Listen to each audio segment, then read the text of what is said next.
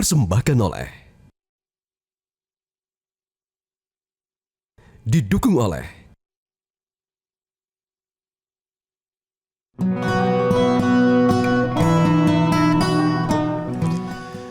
Terima kasih pemirsa, Anda masih bersama di Hasanah Islam Metro TV, masih bersama saya Hamdallah Kafi dan juga guru kita Profesor Kiai Haji Nazaruddin Umar. Prof, boleh dibagi dengan kita tipsnya gimana agar caranya kita bisa mendawamkan bismillah ini agar jangan terlupa di setiap kita mau melakukan kegiatan sehari-hari, Prof. Tafadhol, Prof. Insya Allah bisa ya. Allah bisa karena biasa ya. Kalau kita sudah membiasakan diri kita untuk menggunakan basmalah, insya Allah itu semuanya akan mudah kok. Gak hanya setiap akan ibadah aja ya, Prof, ya? Tapi setiap mau amalnya pakai ya. baju, mau naik kendaraan. Ya, ada orang kan ada stiker basmalah itu kan. Jadi begitu kunci kontaknya mau dipasang aja sudah ada stiker basmalahnya kan.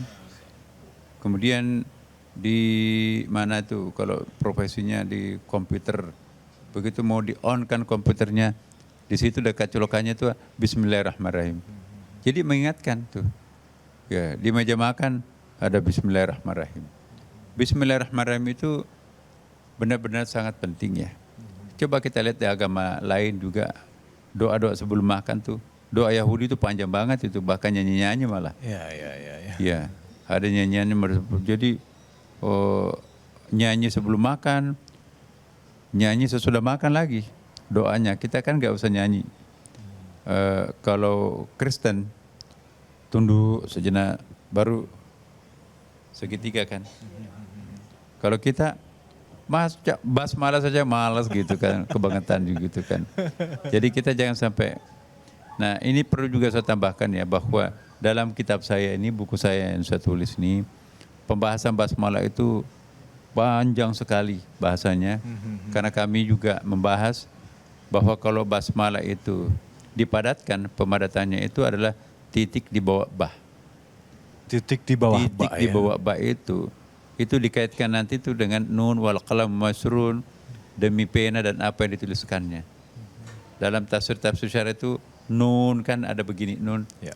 Nun itu kan botol tinta ya. Dawak gitu. Wal qalami pena ya. Jadi pena itu artinya dulu kan orang pakai tinta itu ya celupkan di botol ya. Dicelupin dulu ya. Wa maisrun dan apa yang dituliskannya, ada lembaran. Jadi ada 3. Ada botol tinta, nun, ada pena wal qalam, dan ada lembaran tempat menulisnya. Jadi Tuhan tidak perlu repot-repot menciptakan alam semesta satu persatu. Cukup menciptakan kalam, tulisannya kalam itu adalah titik. Titik itulah nanti mengalami expanding universe. Wa inna la musi'un.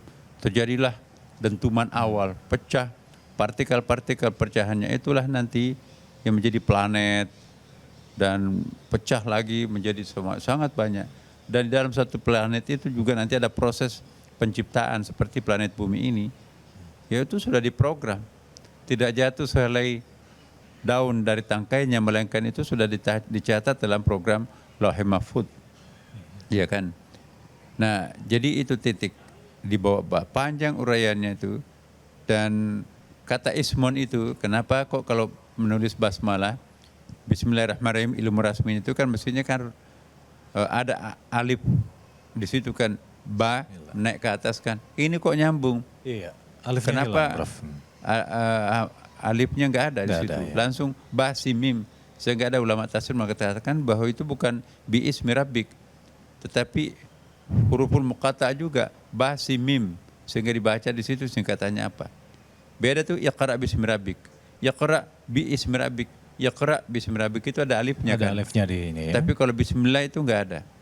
Nah, dibahas dalam buku ini bahwa kalau kaitannya dengan Allah jangan pakai alif Bismillahirrahmanirrahim. Tapi kalau Rabbun itu harus pakai alif, karena Allah dengan Rabbun beda.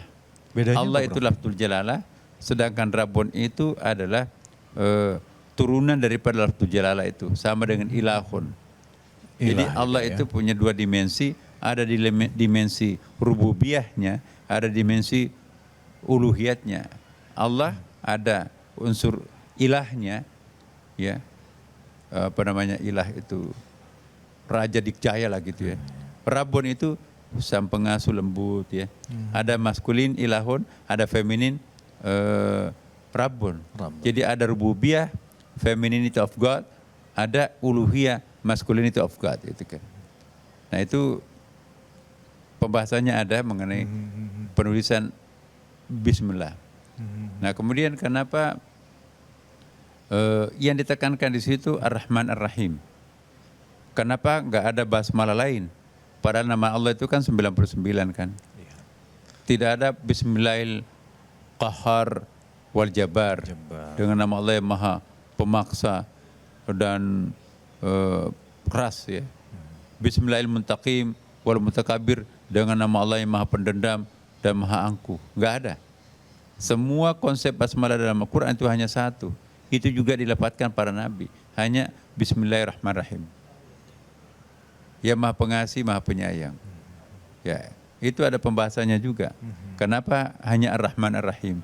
Karena Ar-Rahman Ar-Rahim itu disebut dengan Ummul Asma, induknya semua nama-nama. Ada 99 nama Allah, Asmaul Husna, induknya adalah Ar-Rahman. Nah kalau Ar-Rahman Ar-Rahim itu, Ar-Rahman Ar-Rahim itu kan dua kata berasal dari satu akar kata, Rahimah. Rahimah inilah yang membentuk Ar-Rahman, Rahimah juga membentuk dengan Ar-Rahim. Ar-Rahman itu adalah kasih sayang Allah generik. Kasih tumbuh-tumbuhan, kasih binatang, ya kan? Kasih orang kafir, kasih semua, orang Islam. Ya? Semua dapat semua bagian, makhluk, itu ya? Rahmat generik namanya. Tapi kalau Ar-Rahim, itu rahmat rahimiyah namanya. Khusus untuk orang beriman dan taat kepadanya. Jadi sangat istimewa. Seperti jamaah kita di sini, insya Allah akan dapat rahmat rahimiyah. Allahumma amin, amin ya rabbal alamin. Yang lainnya dapat rahmat rahmaniyah. Mana lebih bagus, rahmat rahmaniyah atau rahmat rahimiyah? Tentu rahmat rahimiyah. Inilah kemaha pengasihan Allah. Kalau kita orang yang menghujat kita, ngapain dikasih rahmat, rezeki? Allah walaupun dia jungkir balik kafir terhadap Allah, Allah juga tetap kasih sayang, dikasih oksigen gratis, ya kan? Kasih kekayaan, dikasih rezeki yang lebih baik malah. Tapi nangat, ini kan bukan hari pembalasan. Nanti Anda rasakan di hari pembalasan, nyesal dan disiksa di situ kan. Jadi ada pembahasannya cukup komprehensif di sini. Ini pembahasannya mungkin lebih dari 20 halaman pembahasan tentang aja, ya? Bismillahirrahmanirrahim. Karena kita bahas apa perbedaan Allah dan Asmaul Husna, apa posisi Rabbun, Ilahun, kemudian lafaz Allah itu kan juga lafaz unik tuh. Alif lam lam ha itu kalau kita buang lam alifnya masih bisa dibaca lillahi untuk Allah. Ya. Kalau dibuang lamnya satu lagi masih bisa dibaca lahu untuk Allah. Kalau dibuang semua lamnya tinggal hu masih bisa menjadi dhamir hu ya? Kata ganti untuk Allah. Ya, maka itu lafaz Allah tidak ada mufradnya, tidak ada mutsananya, tidak ada jamaknya, kita nggak tahu apa itu.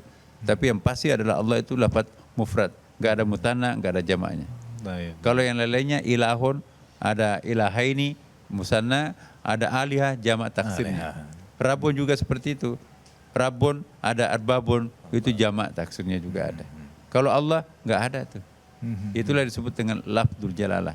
Hanya satu sosok yang bisa menggunakan Allah, yaitu Allah Subhanahu wa taala. Baik. Sedemikian spesial, sedemikian istimewa dan sedemikian banyak keutamaan dari basmalah ini. Dan itu dianjurkan dalam kita setiap mau berkegiatan di sehari-hari ini dan ataupun ibadah. Apakah ini berhubung dengan ketenangan hati kita, Prof, bila kita membaca basmalah di setiap kegiatan, Prof? Iya, malah kalangan ulama tarekat itu mewiridkan basmalah. Misalnya ada yang menganjurkan baca 150 kali setiap habis salat subuh, ya kan. Bahkan ada yang membaca sampai 1000 kali basmalah, Bismillahirrahmanirrahim. Karena ini kan intinya Al-Quran. Ada yang mengatakan kalau itu kesimpulannya Al-Quran, maka satu kali kita membaca Bismillahirrahmanirrahim, maka sama dengan membaca semua kitab suci. Karena intinya semua kitab suci itu adalah Al-Fatihah, dan intinya Al-Fatihah adalah Bismillahirrahmanirrahim. Jadi kalau kita baca Bismillahirrahmanirrahim, sama dengan mengemalkan semua isi Al-Quran, semua kitab Taurat, Injil, Zabur itu. Syed Prof, terkait dengan keutamaan basmalah ini, ibrah apa yang bisa Prof utarakan kepada para jamaah ini singkat saja, apalagi sampai ada perintah untuk mendawamkan di setiap kegiatannya. Tafadhol Prof. Iya, biasakanlah anak-anak kita membaca basmalah apapun yang mereka akan kerjakan. Kalau Bapak Ibu insya Allah pasti sudah baca basmalah. Yang penting ini pembiasaan terhadap anak-anak kita. Apakah itu di Amerika, apakah di Eropa, apakah di Timur Tengah, apakah di Cina. Nah, jangan lupa basmalah ya. Kalau mau pergi baca basmalah nak ya. Mau tanda tangan ya basmalah supaya nanti terhindar daripada musibah. Ya, pokoknya apapun yang kita akan lakukan, mau berkendara jangan lupa pakai basmalah. Gitu. Nah ya Prof, syukur jazilan Prof telah mengingatkan kami semua di sini jamaah, insya Allah mendapatkan manfaat dari apa yang dibahas kita kali ini. Jangan lupa untuk selalu mengamalkan basmalah di setiap kegiatan dan jangan lupa untuk selalu mengajarkan anak-anak kita dan melibatkan basmalah di setiap kegiatan kita agar tidak ada setan yang terikut dalam setiap kegiatan kita. Syukur jazilan Prof pengingatnya dan semoga ini menambah kualitas keimanan kita serta ibadah kita khususnya di bulan suci Ramadan ini. Terima kasih telah bersama kami. Saya mohon maaf bila ada kesalahan. Wallahu muwaffiq ila aqwamit thoriq. Wassalamualaikum warahmatullahi wabarakatuh.